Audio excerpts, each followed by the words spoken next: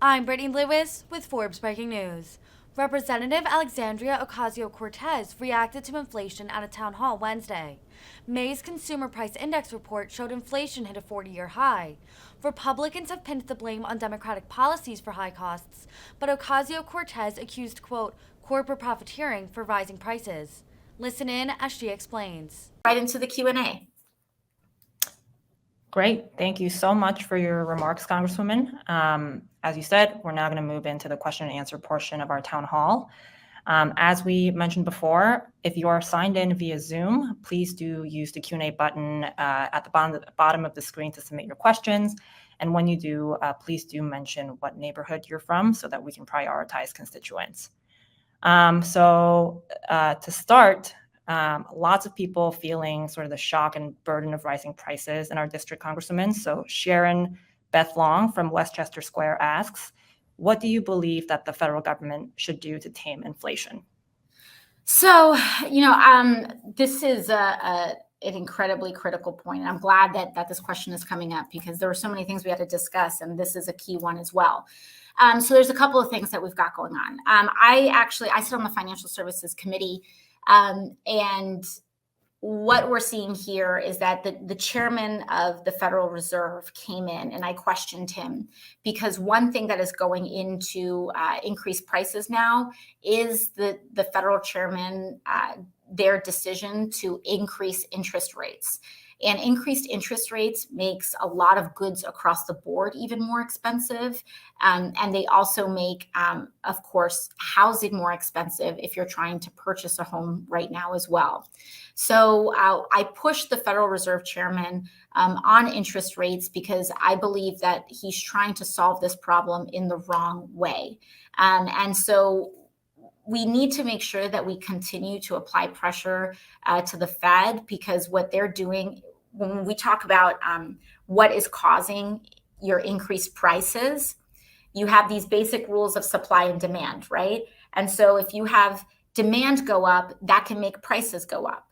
But also, if you have supply decreasing or suppliers changing how they do things, that also can make prices increase. The Fed and many people are trying to act like the reason your prices are going up are for demand reasons. They're saying, we gave you too much money in stimulus checks. That was a mistake. Everybody's wages went up. Everybody can afford this. I'm not kidding you, folks. And that's why prices are going up.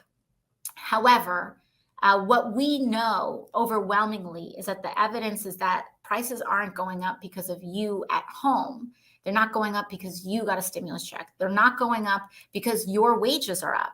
And we know that because average wages have not, the increase in average wages has not been higher than the average increase in prices.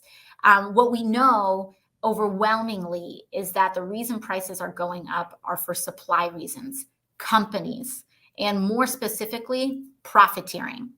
I'll break down the numbers for you because I think it's important for you all to have this information.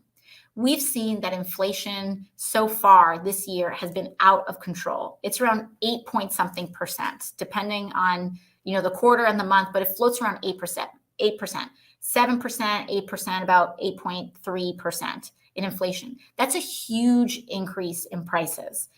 What is normal inflation year to year is about 1 to 2%. It floats around 2%. When you incorporate everything that those people say, when you incorporate the supply chain issues, when you incorporate some of the wage increases that people got, labor shortages, supply shortages, etc., what we're looking at is that inflation would be higher, but it should only be around between 3 and 4%, even when you throw the book at those numbers with everything, with stimulus checks, with wage increases, with supply chains. Prices really only should have gone up in a lot of these models by around 3%. What we're seeing is that prices are going up by 8%. So what explains that 5% increase that is not explained by these other issues? And I'll tell you what we think it is. Corporate profiteering. A lot of these companies got unprecedented assistance also during COVID. They are actively saying in their Wall Street earnings calls that they are raising prices because they can. This is an issue of greed. This is an issue of corporate profiteering. So what can we do about it? I think we have a couple of tools at our disposal. We do have difficulties with the Senate, but we need to be leaning on antitrust policy. We need to be breaking up some of these companies. For example, the top 4 meat processors in the United States make up almost the majority of all the meat that you get in stores. So when only 4 companies exist for all of the meat processing, all of the chicken that you get, Purdue and all of these other meat processors, when it's only 4 companies, it's very easy for them to just raise those prices on you. And that pads their pocket and pads their investors' pockets. And so what we really need to do is tackle a lot of this profiteering. And there's a couple of tools that we have in our disposal. Windfall profits tax. This is something that we should be exploring. And what that says is that especially on items like gas, if your profits get like just abusive in their percentage points, then we're going to claw them back and we're going to give them back to people. Because right now, what these companies and what Wall Street is doing is that they're holding every single one of us hostage to just figure out how much we're willing to pay to just live, just to feed ourselves. And they're raising their prices so high just to try to figure out how much they can just shake our pockets. And so we have to make sure that we start entertaining options like a windfall profits tax. We need to be exploring antitrust. We got to break up these companies that are in big ag, these companies that are, responsible for the overwhelming amount of food that we have.